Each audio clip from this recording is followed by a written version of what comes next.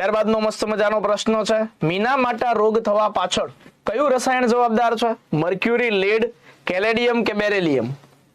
મીનામાટા. તો વિદ્યાર્થી મિત્રો ખાસ યાદ રાખજો કે ભાઈ આ મીનામાટા છે ને શહેર છે, ક્યાંનું છે? તો કે જાપાન છે એનું શહેર છે.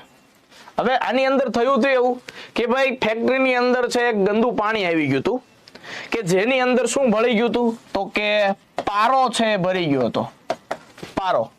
તો પારો છે એ બળવાથી છે શું થયું? તો કે ત્યાંની છે જે માછલીઓ હોય ને એ માછલીઓ છે દૂષિત થઈ ગઈ.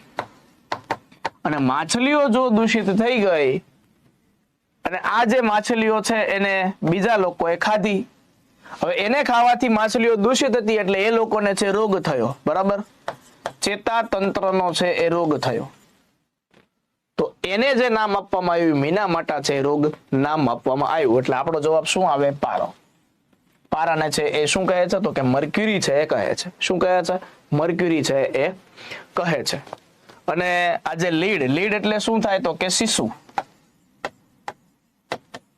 આનાથી પણ એક રોગ થાય છે વિદ્યાર્થી મિત્રો. મોટા ભાગે મગજ અને કિડની નુકસાન થાય છે, પણ આનાથી છે એક મેઇન રોગ છે એનિમિયા છે થાય છે.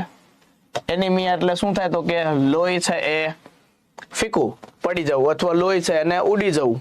પછી છે આ કેડમિયમ નથી, એક કેલેડિયમ છે, પણ એક કેડમિયમ થી છે રોગ થાય છે. કેડમિયમ. જો કેડમિયમ હોય ને તો કેડમિયમ થી એક રોગ થાય ઇટાઈ. શું કહેવાય એને? ઇટાઈ કહેવાય કે જેનાથી છે એ હાડકા નબળા પડે. હાડકા છે નબળા પડે. અને એક બ્લુ સિન્ડ્રોમ કરીને છે આવે છે એ નાઇટ્રેટ તરીકે આવે છે. રેડી? હાલો.